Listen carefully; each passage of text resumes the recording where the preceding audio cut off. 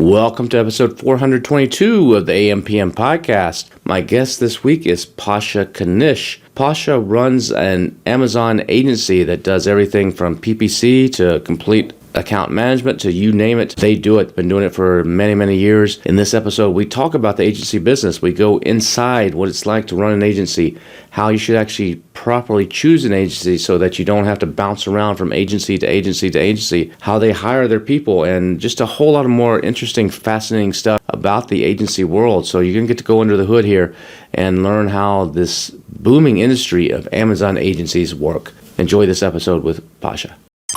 Welcome to the AMPM podcast. Welcome to the AMPM podcast, where we explore opportunities in e-commerce. We dream big and we discover what's working right now. Plus, this is the podcast where money never sleeps, working around the clock in the AM and the PM. Are you ready for today's episode? I said, are you ready? Let's do this. Here's your host, Kevin King. Kevin King.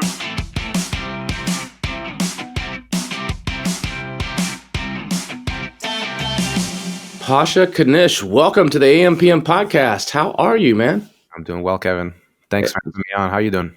I'm good. It's great to have you on. And we got, who knows what we're going to talk about today? Like we were just talking about, what are we going to talk about? It's like, I never know on these podcasts. This just two people talking shop.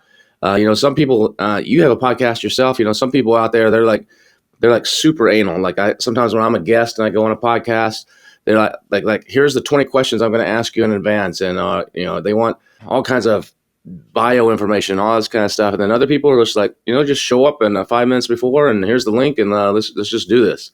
So when it's two staged, I mean, you're kind of nervous before studying the questions and, you're starting to contact people on your team who are better than you at making presentations and slideshows, right? It just becomes like a whole thing, but it's so much better and so much easier when you can just kind of show up and you're just being authentic. You're just like, you don't have that mind clutter, right? You're just kind of showing up and saying, this is who I am. This is my true experience. And I feel like that authenticity really shows when people are listening. And I think just so much of human nature is about storytelling. It's just in our DNA from ancestral, thousands of years. That's how it is. That's how information was always passed down. So there's something just inherently valuable about being able to just share what's inside without having to kind of prepare too much. Not saying presentations are valuable too. They have their merit, but I love these types of convos. Yeah, so do I. So speaking of conversations back and forth, I mean, that's basically what you do with Amazon sellers, right? You have lots of conversations back and forth, helping them manage their accounts. Yeah, so we run an agency, full service at this point. It's been I think we're at 6 years now. Prior to that, I've been an Amazon seller forever, since 2011, back in the days where you just shoot Google ads to your listing and cross your fingers and see the traffic go up, and it's really hard to measure. But did that for a couple of years. And then, I said, man, sometimes it gets a little lonely as an e-com seller. I mean, I think we all experience that. Like you're sitting at home, or if you have a couple partners, that's good. You can have some conversations there, but you're mostly just kind of sitting at your desk and working the thing. So I said, it's kind of nice to see what else is out there. I started doing a little freelancing. And then I said, man, I'm kind of good as an operator, project manager, team organizer, and great talking to people from different categories, different backgrounds, different parts of the world. So I said, maybe I'm going to see how this thing works out. Started taking projects and growing the team and started taking bigger projects. And yeah, now we're a full service agency. We do all the ads and the content and have the whole software stack solution. And then I decided actually this year, we're coming up on the end of 2024. I said, I think it was at the beginning of this year. I said, I want to try to do the podcasting because that's just more of getting out there. But now speaking to, instead of spending all my time speaking to sellers, now I'm getting that opportunity to speak with service providers as well. So it's like the other side of the playing field. And that's been huge. I kind of call my podcast in a way, it's like a fractionalized mentorship. I didn't expect that to be the case, but I'm having conversations with people who have more experience than me, who have been in it longer, and everybody has that nugget of gold that they can offer the audience. And I'm there asking questions and we're having that natural conversation. I just really feel like those nuggets of gold can come out and I learn from it, right? I try to take immediate action on it. Sometimes I get off a podcast and I'm just like, Slack, start messaging people in the team. Hey, we got to implement, let's try this out. You get inspired by people because you feel their charisma, you feel that drive that they had in order to get where they're at, and you hear their story in real time. You're like, wow, maybe let me try that thing. And, it doesn't always work out for you, but that's how you get inspired. So It's been a fun journey, Kevin. I'm really enjoying this. Doing a podcast, sometimes I feel like me and the editor are the only ones that ever listen to the whole thing. And every single episode, we're there for every single episode, and we listen to everyone. The audience, sometimes they'll miss an episode or whatever. You always have your diehard loyals that are there for everyone, but I think we're the only ones that catch everything. But you're right. A lot of people, they start a podcast for publicity. Is one reason is I'm going to start a podcast, and I'm going to I need to get the word out about my agency or about my business or about my consultancy or whatever.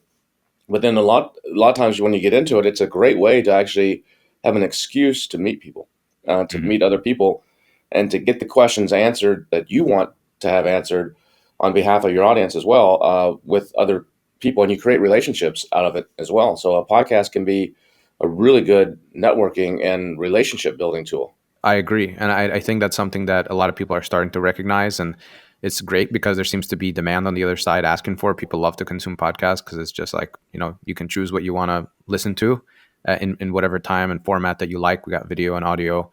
And I'm even starting to see people starting agencies and services around doing podcasts for business people, whether it's a CEO or just a consultant, or you want to get out there and network.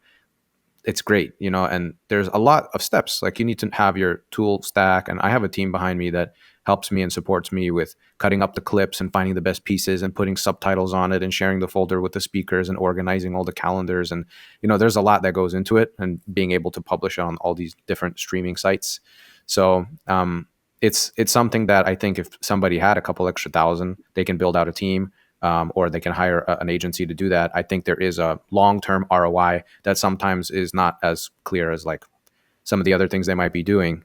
But I think it has opened the doors for me in many ways, like because of my podcast. I mean, just looking back at the year, I mean, I went to Accelerate. I don't think I would have went if it wasn't for the podcast and the relationships I made. And I've been invited to speak at other podcasts and get publicity and attention through those conversations. And so you do grow your company and grow your business, and you just don't get it as there's not as much of that instant gratification that we're used to with like closing a deal. It's just like, let's have conversations with real people and see what happens. And that just kind of opens us up to magic, in a way, right? When you're just like doing something without expectation, just for the sake of doing it and being in it, right?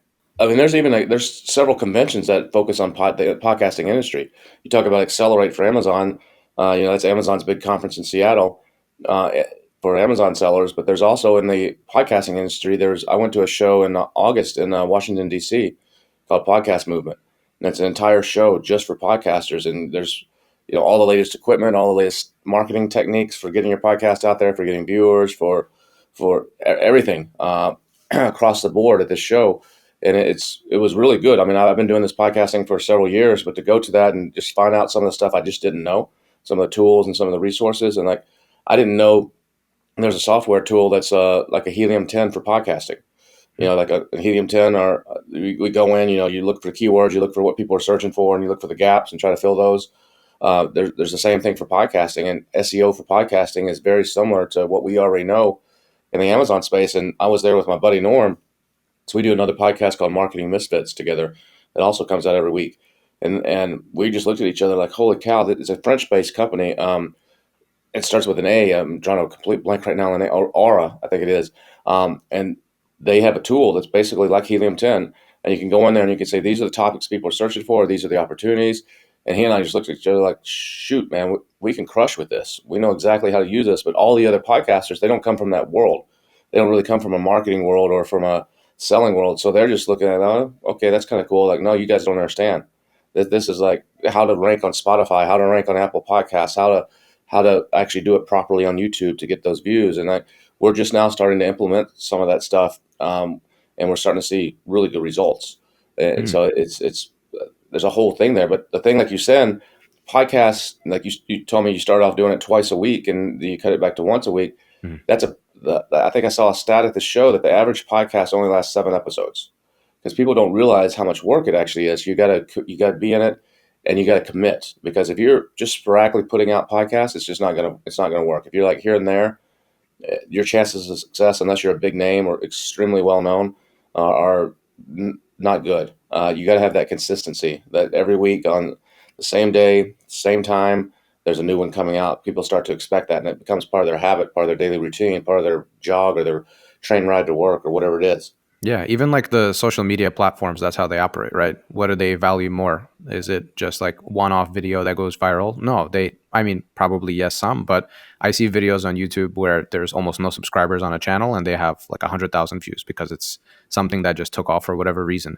But what those algorithms really love is consistency, because that means that you're showing up, you're doing the thing all the time. And I mean, you're doing this podcast, another one, and you're releasing weekly. And I know you mentioned you're battling a cold right now, but you're here, right? You're making this recording. So I can definitely see why people quit after 7 episodes. It makes a lot of sense. I think on my podcast, we just did episode 34. So I'm still early on compared to some of the other ones out there, but I'm happy that I'm I'm ahead of the average, and I don't plan on quitting anytime soon. Just because, like I said, it's not something I'm doing because I'm looking for some type of direct ROI. I have the team that's supporting and helping me to just keep everything afloat. So for me, it's just about showing up every day, like I show up to work every day, and just have conversations with people. And I'm booked for months ahead. If I'm only doing 1 recording a week, we're doing it live.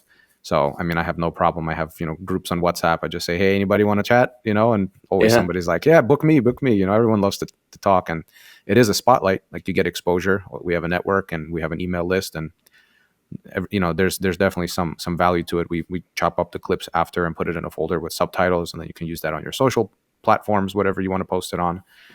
So it's free content. And it's also just fun, right? Something different to break your daily routine of responding to emails and getting on Zoom meetings where you just kind of do this. And it's probably different than what a normal working day looks like. Hey, what's up, everybody? Kevin King here. One of the number one questions I get is, how can you connect to me? How can I, Kevin, get some advice or speak with you or learn more from you? The best way is with Helium 10 Elite. If you go to h10.me/elite, you can get all the information and sign up for Helium 10 Elite. Every month, I lead advanced training where I do 7 ninja hacks. We also have live masterminds, and every single week, one of those weeks, I jump on for a couple hours and we talk shop, we talk business, do in-person events. Helium 10 Elite is where you want to be. It's only $99 extra on your Helium 10 membership. It's h10.me.elite. Go check it out, and I hope to see you there. Let's talk about this. So your podcast is primarily for agency operators and owners, right? So people in the agency industry, is that correct? That's right. Yeah. Sometimes we talk with software providers as well. It's not exactly an agency. It's a different model. But most of the time it's service providers, if they're backed by a SaaS solution, but they're a service provider, just, working with clients, and we'll talk to them, as well as consultants. But I love people who operate teams, who have VAs, and, they're not just like a solopreneur, although some solopreneurs have really great backgrounds and interesting work history and a lot of knowledge. So, I'm pretty open in that regard. Now, you said you started selling in 2011. So you've seen this completely change. From 2011, there was no software tools unless you made something yourself. There's Excel. And then it started around 2013, 2014. A few tools started kind of emerging. And then probably about 2017, 2018, somewhere around in there, it just started exploding with tools. And now it seems like every day there's another tool. I think Nick Paneve is the guy that introduced us to each other. And, he has this whole Facebook, WhatsApp group of all the agencies and software people, and that there's something new constantly coming out. And I think I did a count. I was doing a little research recently on agencies, and I think there's 3,600 that I can find that I know of, agencies in the Amazon space. And there's 3,600 of them that I know of. And I'm sure there's more that are just out there under the rocks that are just chipping away and doing their thing. But it seems to me like a lot of people, let's talk about the agency model right now a little bit. A lot of people get into the agency business because, some people are really good at it. Like you said, you sold for a while. I realized, hey, I'm really good at this. Some people they really get in, start selling. Like, I really like this PPC stuff. This is, I can really crush it on this PPC stuff. So I think I'm just, like Leon Horschkorn. He was a seller, and then he got really good at the PPC. So I'm just going to focus on the PPC. It doesn't take inventory. It doesn't take, I don't have to put all these big, huge investments like I have to. And I can just make money for my knowledge and my time, and I'm good at it. So let me focus on that. And he's built a company that way. Then there's other people that they try to sell because they watch some YouTube video and they fail. And they're like, well, I know a thing or two about Amazon now. I know a little bit more than my neighbor. So I'll just be an agency and actually help them out.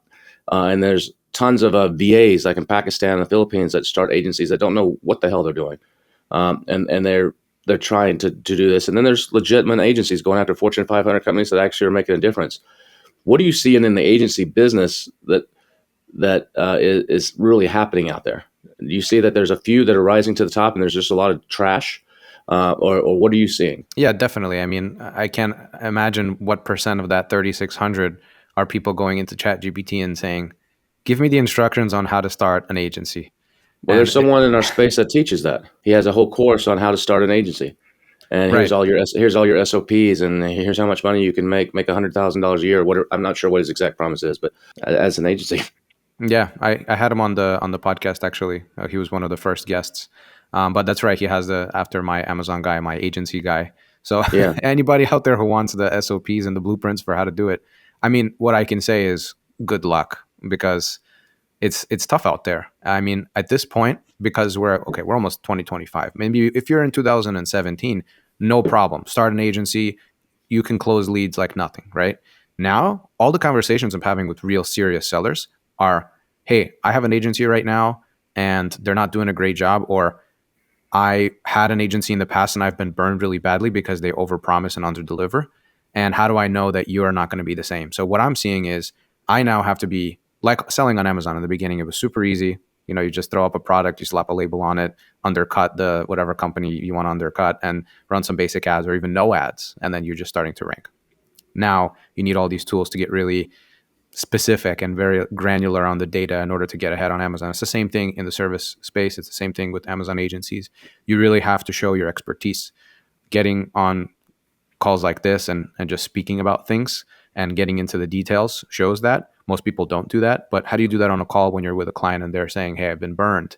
Well, here's a bunch of forecasts that we can make based on the data that we've seen in your account. So we'll do an audit and we'll do that forecast. And just having those conversations with people, I mean, it's already pretty clear that if you're looking at the data from this type of perspective, you probably know what you're talking about. You probably have the know-how to actually execute on these strategies. I mean, if you're just throwing numbers out there without really backing it up, it's one thing. But if you're saying, hey, based on the last 6 months, these are your conversion rate details, you know, your cost per clicks on average, and these are the keywords that we see are not really doing well or they're not getting any impressions. And then we're able to basically implement X, Y, and Z in order to take market share on your top 5 keywords that you're currently taking whatever small amount of market share on. We see the opportunity. So you're making all these highlights. And even in that conversation, people are like, oh, and I think that's the thing that makes us really stand out as like true experts because there's so much noise out there. I mean, you can get approached by agencies all day long saying, hey, I can help your Amazon sales grow. Anybody can take out like a cheap subscription, get all the data on all of the sellers that fit their ICP, set up one of those cheap lead gen systems, even using AI, and then just bombard the heck out of all these sellers and say, hey, let me sell you my service. Some of them might do it, but if you're not good, people will drop, right? It's not, it's the retention. It's not even the closing at this point. It's the retention of clients that really shows how good an agency is. I'm proud to say that I've had certain clients which have stayed with me for years and years. And I have a track record to show that this year we did this year we did that. And why do they stay on? Like you have to basically convince your client every single month not to drop. That's the reality of being an agency owner. And the way that you do that is not by, from a fearful place. It's from a place of knowledge and from a place of wanting to continuously grow. So I'm constantly adding new things to the service. I'm constantly educating myself, getting out there and speaking with people. So I have my finger on the pulse. And then when I speak with my clients, they feel that. And so they say, you know what, I am continuously feeling reinforced that this decision to have this partner is the best partner. I have no reason to switch. My business is growing. I'm fine. It's good. But how do you close those guys when you do this audit? You're spending some time and resources on that. And then a lot of times, sometimes people will just take that, oh, thanks for pointing that out. I'll just fix that myself. And then other times, you do that whole thing, and then they just start price comparing. And they're like, well, I talked to this other agency over here, and they're not going to take $1,000 a month plus 3%. They're going to take $500 a month plus 2%. I'm just going to go with them. So how do you counter? How do you fight that aspect of the people that are just looking for the cheapest price? Well, you get what you pay for. If you want to hire an agency, which is going to, the guy's great on the call, the sales guy, he might be the CEO. And then all of a sudden, next thing you know, there's poor communication. you're getting service that is mostly based out of places like India or Pakistan, which there's nothing wrong with that. But I mean, if you have a mostly Western-based strategy team, it's fine. I have some overseas support, and they're great people and they're very intelligent. But always the strategy needs to come from people who really understand the U.S. consumer mindset, and that's something that you can't teach somebody overseas. So if you have a team of VAs that's just managing the account, the agency's probably taking a huge margin on that because it's all outsourced work. And you'll feel it in the communication. Once you actually start to do a deep dive 3 months in, you're like, why is all this stuff not being implemented? Well, because you hired a bunch of people who basically have a year or two of experience. They just took a couple of courses. Like, they're just pumping them out at this point. It's in the Philippines. Like, they have these entire academies for creating Amazon VAs, and all it is just a couple of weeks course, and it's just they're doing churn and burn.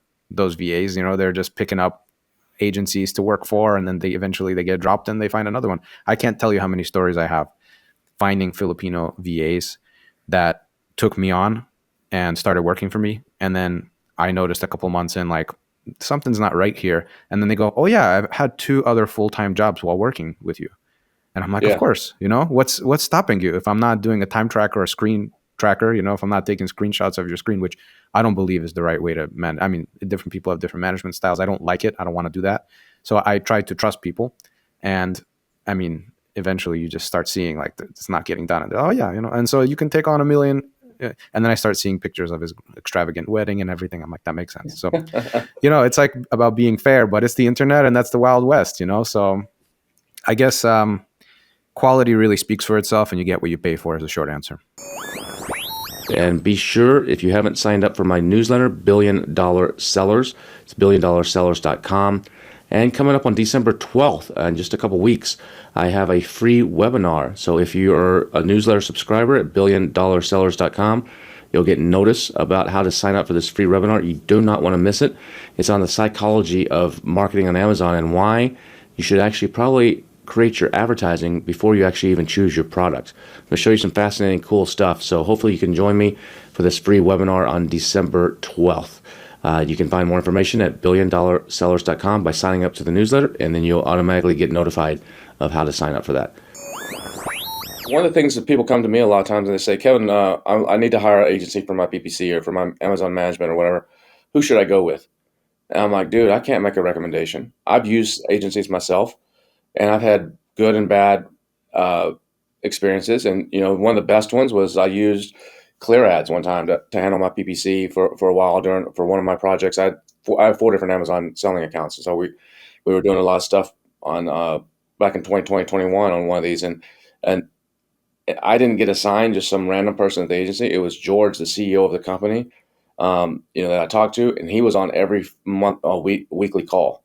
Whether he's in his car driving into the office or whatever. And this was 2 a.m. in the morning, my time in Texas, 8 a.m. in the UK because they're UK based.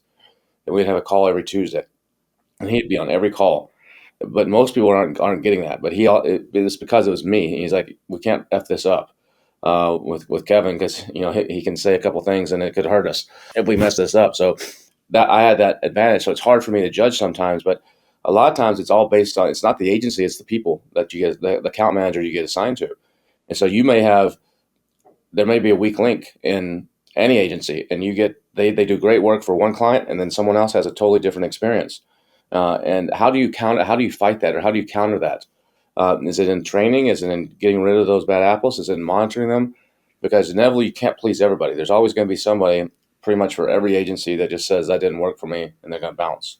And Yep. others, like you said, they've been with you for years, that are having a good experience. And then you have a person that's handling that account, and they're like, you know what? I'm sitting here in the Philippines making $6 an hour. He's charging $30 an hour for this. I'm going to go out and start my own thing and take some of these clients with me. So what do you do to balance that and counter that? I'll say, first of all, when it comes to hiring, I offer a great rate for people when I see quality, and I promote very quickly. That's the first thing. The second thing is we are not the cheapest agency. Like, we get told that. I had a call last week, and they're like, well, you're pricing more than double what our current agency is pricing. But we understand why, because of all the things that I said earlier. So I'm not the cheapest, but you pay for quality. So if I'm able to charge more, I'm able to pay more. And we're also not taking a million clients. Like, I don't have a huge agency. I have a boutique agency, but I'm happy with that because I have less relationships that I have to manage, because the biggest part of being an agency is managing relationships. It's not necessarily the management of the things, because you can build processes for that. You can keep hiring. That's not a problem. That part of the scale is not the problem. It's proper communication and proper, like you said, that level of service and that quality has to stay consistent throughout. You can't have those dips. So that's one thing. And then, yeah, I mean, we're not, it's about staying consistent with the way that the team structure is set up. So you can't have these sort of like too many disconnects between the different departments, and you have to be able to see who are the players, or like you said, the bad apples. And the bad apple might not necessarily be somebody that doesn't have the right experience, or it can be even just they don't fit into the company culture. That's something that I've actually learned now, and just in this year, is like, what is the true meaning of company culture? I used to think it's somebody that needs to get along with everybody on the team. And although that's true, it's just you have to kind of resonate in your mindset with the rest of the team and how the team thinks about things, the perspectives. And so, yeah, getting along and being polite is important, but really being there with, what are we doing here? What is the ethos of, like I'm saying, my ethos is quality over quantity. And do you fit in with that model? And what does that mean for you? Like showing up and just doing enough so you can check a box and leave, or really being there, whatever, 2 a.m, 8 a.m, if there's a problem, you're there to fix it and feel like, okay, I'm a reliable person in this company, and I will respond. As the CEO, I will respond to that and say, you know what? Maybe when we're at this size, I can even give you some equity as like a higher person in the company, because I see that you're with me right there. And that's not something that I have to put on paper. It's something that I'm incentivized to do because you're great. And so that's the sort of thing that I think is really important to building a long-lasting company and team. And yeah, just kind of in summary to your question, I think it's about staying really, really consistent in what you're doing for one client has to be exactly the same thing that you're doing for another client in terms of processes and attention. And then the content of the work can be different. But I don't want to manage 1,000 relationships. Like that's not kind of my goal. My goal is to have a handful of great relationships that last for many years, and they might pay a little bit extra, but that pays for me not taking other clients that are going to take attention away from their account, or me trying to grow too fast and then just like burning things along the way. So I'd rather grow steadily and really create something that's meaningful and impactful. And I mean, my heart is in it. I come from, I'm an immigrant in this country. My family is, and I was here since I was 3 years old. But my family, they came much later in their life. So I watched my family work really hard, and I became an Amazon seller. And pretty much, I dropped out in my last semester of college. I don't even have a college degree, and I did that so I can pursue Amazon. At that point, I was a young guy, and I was making pretty good money on Amazon. And I said, I want to pursue this. And so I come from those kind of humble beginnings, and I'm happy to see other people who have small businesses thrive and grow, and being able to see that the work that my team is doing is actually impacting people's lives.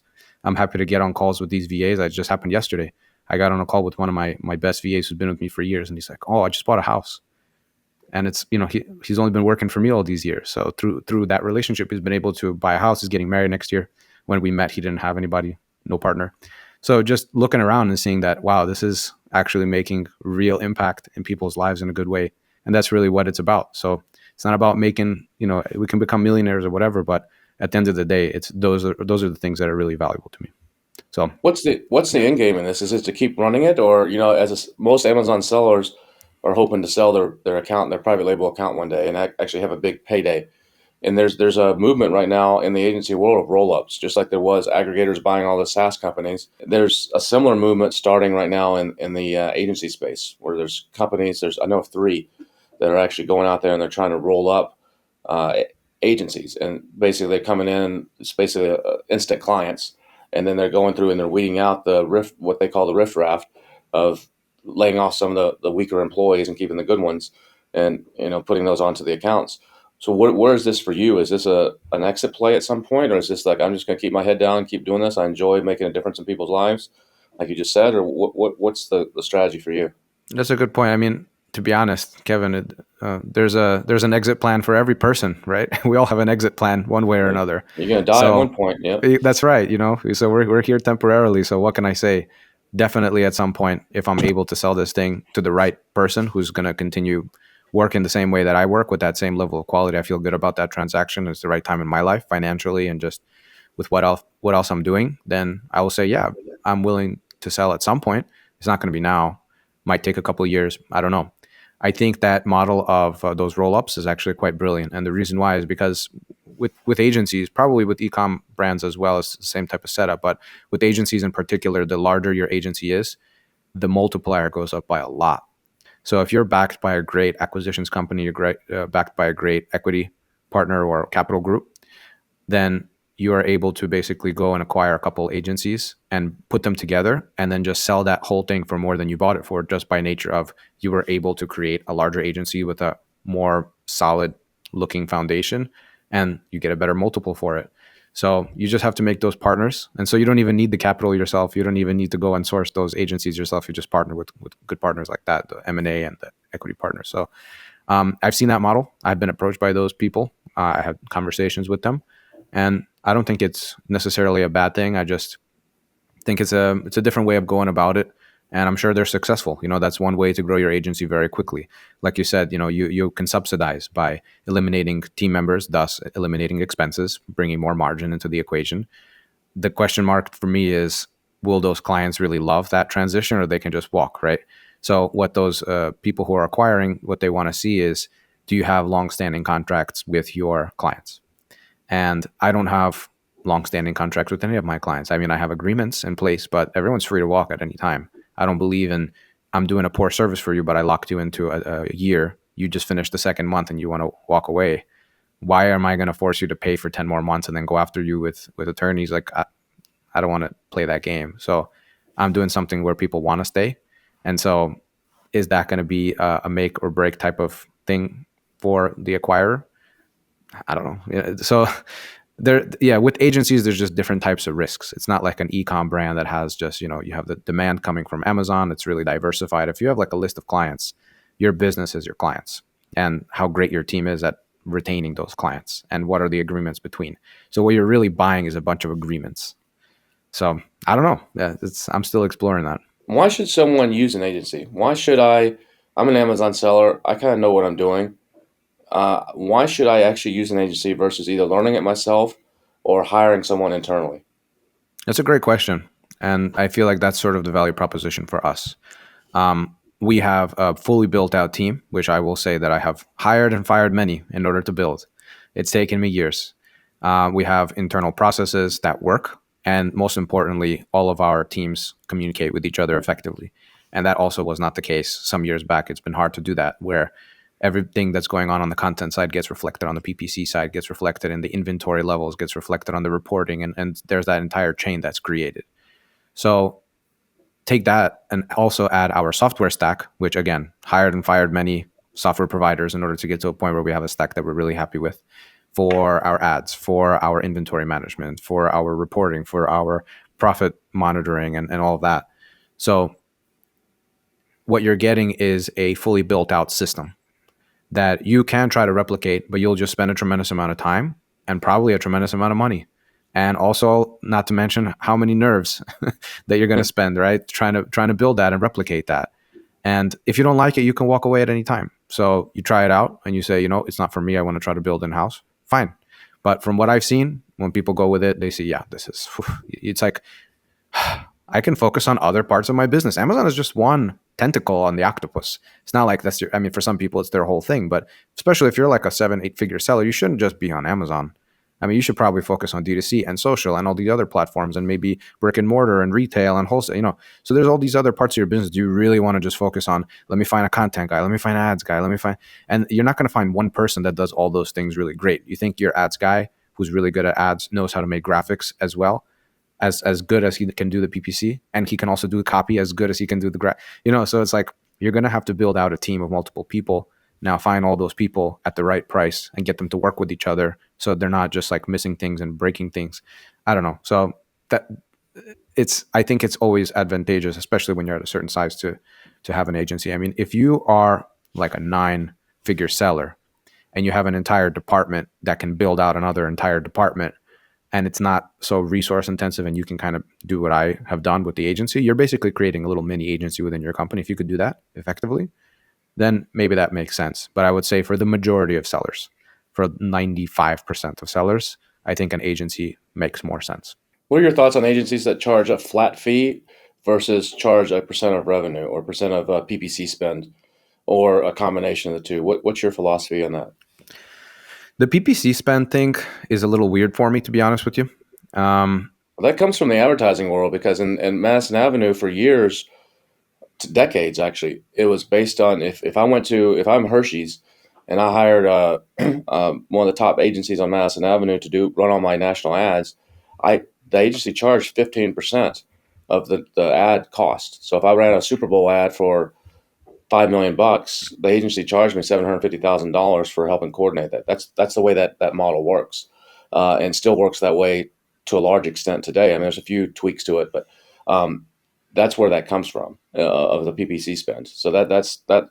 But I agree, so a lot of people don't like that. But anyway, that's sorry to interject there, but I just wanted to No, explain that makes a lot of sense. Yeah, that puts like some perspective in it. So if you're doing a large advertising campaign and your goal is to broadcast, that makes sense, to charge a percent on the spend. But Amazon accounts are all about growing steadily, in my opinion. I mean, some people, they just want to churn out revenue because they want Amazon to be a billboard for their brand, right? They don't really care about the money they make on Amazon. But for, again, 95% of Amazon sellers, they're there to make profit.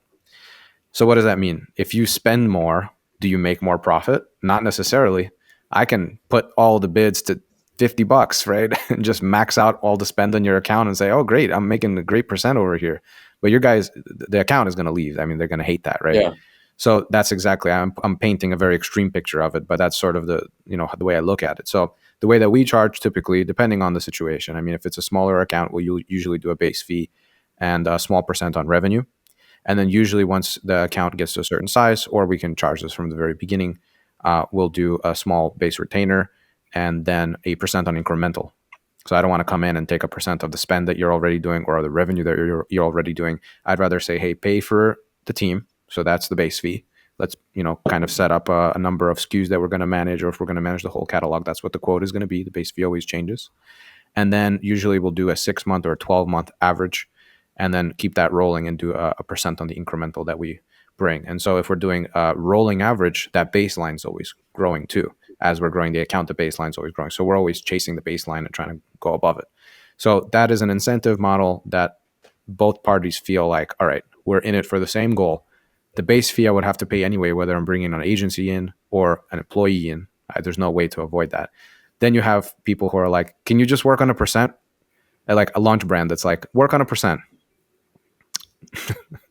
So that's, that doesn't work. They're like, for me, there always needs to be some kind of base retainer because the agency can't lose money. I mean, I can't take on a client if day one we're already in a negative, because there's many people out there that are willing to pay the base retainer. So at least like I'm fine to break even to build a relationship, but I definitely can't be in the negative. Well, that's one of the advantages of the agency business too. Unlike selling, where you're putting the cash out up front and then waiting 90 days, 120 days or more to actually get a return, get it back and get a return. In agency business, it's pretty much cash up front. I mean, Your percentage may come later, but you're covered your costs on that monthly fee up front. So that helps quite a bit. It does. Yeah, it's a good business model for people who don't want to put that cash up. But like I said, it comes with other caveats. If you find a great winning product, I mean, today it's kind of hard. Maybe some years ago it was a lot easier, especially before Alibaba went public. It was kind of, it was easy to find products in China. Now it's a different story. But if you're able to find a winning product and you have the right formula or the right people, then you can really see that thing take off. But with an agency, I mean, to grow an agency and really get clients that are going to trust you, and, I feel like that's a bit harder. Do you take any equity? Like if you grow a brand, you take on a new client and let's say they're at 500,000 and your agency comes in and takes them on, you help them grow to 10 million over the course of a couple of years, and then they exit somewhere. Are you getting rewarded in that exit, or are you just they're like, thank you very much, that was nice of you, we're moving on? Well, it's a good point. I currently don't have anything set up for that, and I've heard of that type of scenario. That might be something that we can bake into some of our larger contracts. So that's a good takeaway. I wonder, how do you structure that? It's all negotiation. It's all negotiation. You you could put targets like in this example, if they're at 500,000, you're like, okay, when you sign them on, like, okay, we're going to help you grow. And if we do our job and you stay with us and you like working with us and we grow you to 2.5 million, then, and you decide to exit at some point after that, we get 1% or equity or whatever it may be. And then if we grow you to 5 million, we get 2.5%. If we grow you to 20 million, we get 5% of the value when you exit. Um, as long as we were the, and I would actually do something where as long as we were the agency for X period of time during that growth. So they may say maybe you're their agency for 2 years, and then they decide for whatever reason to go to someone else for the next year, and then they exit on year 3. So at the time that they exit, you're not their agency, but you help them get to that initial stage. So you should be rewarded for that as well. So you build that in. So there's ways to structure that where you build that in, and there's attorneys in the out there that specialize in actually doing that kind of stuff and writing those kinds of agreements. There's one in Austin. I just went to a show in Nashville in September. Yeah, September, called DealCon, DEALCON. I think there's another one in February in Nashville again. And the guy that runs it, it's set up for people that are aggregating agencies. So it's the whole idea, and they have a system. They have a mastermind that they will help you do this. They're pitching something as well, but they have a pretty good experienced team that knows how to do this, and they can come in and actually get agencies for no dollars down. So they have a way to maybe, I know this is not your case, but let's say in your case you're struggling a little bit. Robbing Peter to pay Paul to keep the payroll going and struggling a little bit, but you had some good clients and had some good momentum. They would come in instead of actually cutting you a check for $1 million. They say, we're going to take your agency over, roll it into ours, and we're going to give you a percentage. We're going to pay you out over time. So they have no money up front, and they get your clients and your employees and your reputation, and then they can grow that, and then you make money, more money than what you would have been making, and less headaches. So you can sleep at night now because you're not worried about how am I going to make payroll on Friday. They're able to do that. So they have very creative ways to actually structure deals, and sometimes there's cash up front, and it just depends. But I know there's an agency owner there that's built a $500 million agency, and he just recently sold it. Wow. I don't know what the figure was that he sold it for, but his top line growth, his billings are $500 million a year for his agency. And there's another guy I know that is a Google Ads agency, and he just sold for like 30 million. He had a partner, so they had to split that. But there's massive opportunity in the agency business, beyond just if you can grow it and you have a legitimate agency with legitimate clients and you have a good track record. And even for the guys that are listening that maybe have failed, there's opportunity to like get out of it, and someone might take that over and roll it into one of these bigger ones. There's a whole movement of that going on right now. What you're saying is that's a great thing because it's a win-win for everybody, right? If you're struggling, you're burnt out, you're like, man, I don't know how to grow this thing efficiently without me going crazy and pulling my hair out. There's a solution out there for you, which will help you to actually make money and get rid of your headache. It's kind of fascinating when you get into it and you see what some of these, because there's a lot of people that are running agencies that really, they're not good business people. They might know the PPC, or they might know TikTok Shop, or they might know something, but they're not good business people. And when you need that good business people, and that's what these guys can come in and provide. It's like, we'll provide the underlying structure and the good business sense, and you just keep doing what you're doing, what you know best, and let us take care of all this other daily operation stuff and the growth and the cash flow and all that kind of thing. But the risk from the company that's doing the acquiring, there has to be a certain minimum that agency has to meet.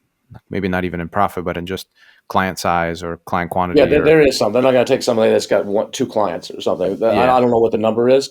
Yeah. But yeah, each one's just like the aggregators in the Amazon space. Some are like, we only want businesses doing 500,000 to 2 million. Yeah. Others like, no, we only want the ones doing 8 figures, or we only want beauty brands.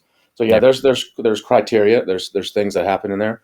But I know someone that had 5 clients, I believe it was, and during COVID, he was putting 6 figures a month in his pocket off of those 5 clients after he paid all of his expenses. Whoa. And 4 of them ended up selling to aggregators, and his business completely tanked because the aggregators took it all in house because they had their teams and stuff.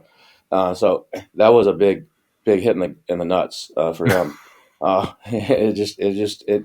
it sucks, but that's part of it too. You just never know one day when you're going to wake up and you got an email from your top client going, we're moving on. That's the risk. Yep. That's all. That's what it's all It may about. not be because you did a bad job. No, It could it's just things be, that are it's just not in your hands. yeah. And you're like, damn it, there went 50 grand a month or whatever, whatever. There Yeah, went and a then bunch of miles on my points on my credit card that I've been earning off of this client. and then you start thinking, all right, well, I lost my big one. Do I have to start firing people, right? And Mm-hmm. that's like that can create a really big ripple effect. So there's this need to continuously bring in more work, not necessarily because you need more revenue, but even just to cover the potential risk of losing somebody. And so that's always kind of like driving you in the back, to keep figuring out Well, the lead there's gen. churn, there's natural churn, Yeah. and in the agency business, I just spoke to another agency, a PPC agency owner last week at Amazon Innovate, and I was asking, I think he said he has 36 clients, and he's pretty much steady at 36 clients. And I said, well, how many are you losing a month? He said like two. So how many are you gaining a month? It's like two. But I'm not good at marketing. They're just kind of word of mouth and just coming to me, and so I'm not growing, but at least I'm not declining. And so it's a challenge. I mean, because you got to constantly be riding that horse to try to replace what you're going to, either what you're losing or what you're potentially going to losing, so you don't have to lay off people and you don't have to freak out. And that's a challenge in that business. Yeah. Yeah. And you And rely it's on word highly of mouth. competitive, like you It's said highly at the beginning. competitive. It's referral based, a lot of it. And it's not something you can control that much, right? Because It's referrals are just, reputation based. I mean, yeah. it's reputation. Some of the best agencies are by people who are well known in the space. Someone like say Liron with Incremental. He was well known as a seller, speaking already before he started his agency, so that helped him get that leg up, where people would at least initially trust him. But versus someone else that's just been a seller, and they're like, okay, screw this. I'm tired of cash flow and all this stuff, and I'm making money on paper, but I never have money in my pocket because I'm constantly reinvesting it. So I'm just going to do an agency where I get paid up front, and I'm just selling digital air, and just do that instead of selling physical products. Um, it and they make that switch, but they may not have the reputation. People may not know who they are, so they go out and they call their agency AMZ Hotshots or whatever it may be, and they have trouble, and like they can't get clients, and they're like, "Come with me, I know what I'm doing. I've been selling." Like, well, who are you? And so I think that's a major challenge for a lot of people too. And that's where it Yeah. becomes you got to get a couple clients, and then it's referrals. It's like, oh, hey, these guys did a really good job for me. You should check them out.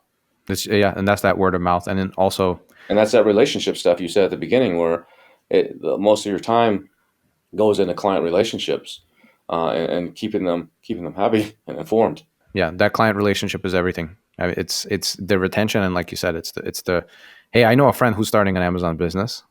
Check out this guy.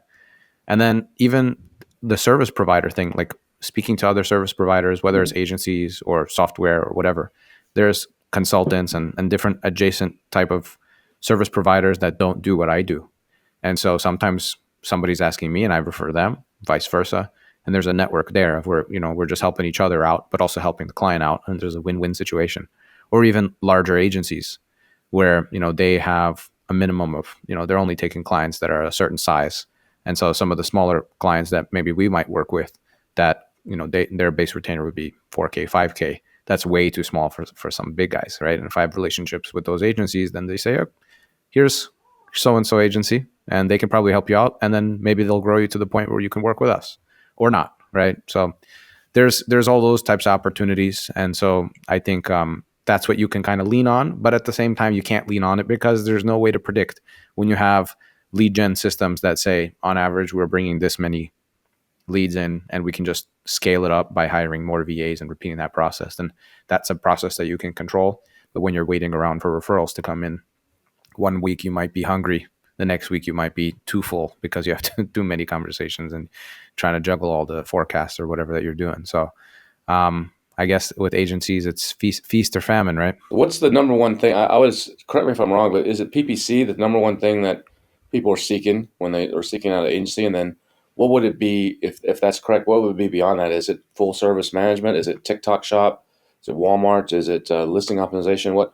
So if you had to rank it, like here's what people are really looking for when they come to an agency, they want this number one. That's their biggest concern. And then how would that stair step down? Content is one of those things where you kind of just do it once, right?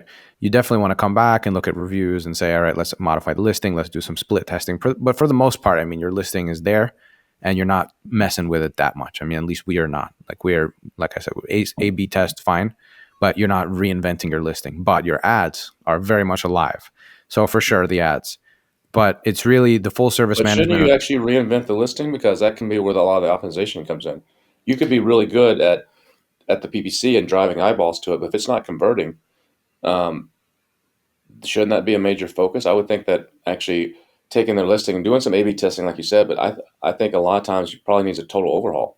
When we come into a new account, we are doing that. So we're looking at what's already there. But I'm saying if we've already done that listing, we're not going to do it again. So that's more of like a one-time per SKU type of job. But the ads are something that per SKU is a daily thing, not a one-time thing. Okay. And so, but yeah, you're definitely right. I mean, we're doing an overhaul pretty much every single time we go into an account. There might be some things where we're like, oh, that's pretty good, but we can always find something. And then we split tested to the point where we're like, our split tests are coming out 50-50. I mean, at this point, we're good. Like we've kind of maxed out what we think is really there. Let's look at this in 6 months. That's usually our approach. And then also just having all the back end filled out. I'm actually having 2 webinars this month where I'm talking about the ways to optimize the back end using AI. That's been pretty fun, just filling out all those little details that people don't want to fill out, like other attributes and intended use and all this fun stuff. But I would say PPC for sure. There's ad tech that we use. We use PackView. All the ad tools are pretty much doing the same thing. They're all good. DSP and AMC and all that stuff. But the thing that people don't expect are the amount of cases and time that you might have to spend on cases. Then it's inventory levels. If you're ramping up your PPC and you're getting more sales, then you need more inventory sent in, but you don't want to go over the top, and you have all these storage limits, and you have inbound placement fees, and you have stock fees. So you want to navigate the fees because you actually might be growing, and then all of a sudden your margin starts going down. You're like, what's going on? And so really it's kind of all the things. Like what we offer is we're paying attention to all these things and helping you to have a symphony, right? To have the entire orchestra working together to make something beautiful versus let me just focus on your ads, because we've done that before where it's just like someone wants us, can you just do my ads? I got everything else. And then they're inefficient at solving cases in a timely manner. So they have products that are just down, especially their best sellers. Then they have out of stock or overstock, and they're losing tons of money on being charged these long-term storage fees, and they have to remove it. And it's all, so there becomes like, in the background, there's a mess. And I'm just like, why am I running your PPC if you can't take care of the other things? It's like, I'm a guitarist and you're drumming all over the place, messing me up. Right. And so it doesn't work. I think you really need to have all of the boxes checked. This is cool stuff, but it's been great. We've been chatting here for an hour already, and just I feel like we're just getting warmed up. But if people, Pasha, wanted to find out more about your agency and learn more about you guys, or maybe even explore working with you or something, how would they do that? amzoptimize.com. You can book a call with me. Goes to my calendar. You can reach out to me, Pasha, at amzoptimize.com. Also, you can check out that mini course and get those 5-minute nuggets of gold from my podcast recordings. That's just minicourse.amzoptimized.com. So all those ways you can check out the agency operators. What was that domain again for the mini course? It's minicourse.amzoptimized.com. Okay. And then you can also DM me on LinkedIn, Pasha Knish. You can check out all of our social profiles. I mean, if you want to get in touch, I'll definitely see you. Awesome, man. Well, I appreciate you coming on and sharing today. This has been good. Always mixing it up here on the AM/PM podcast with different topics and subjects, keeping it interesting. Different side of the business than a lot of people really ever hear much about. So I appreciate it, man. Yeah, thank you for having me on, Kevin. I really appreciate it. It's been fun. I hope you enjoyed this episode with Pasha, talking about the agency business. Fascinating stuff and a different side than what you get to hear on most podcasts. Be sure to check out his podcast, The Agency Operator, if that's something that you want to learn more about, or if you want to get into the agency business, or maybe you own an agency, or just want to learn how it works. Some great information on that podcast, so check that out.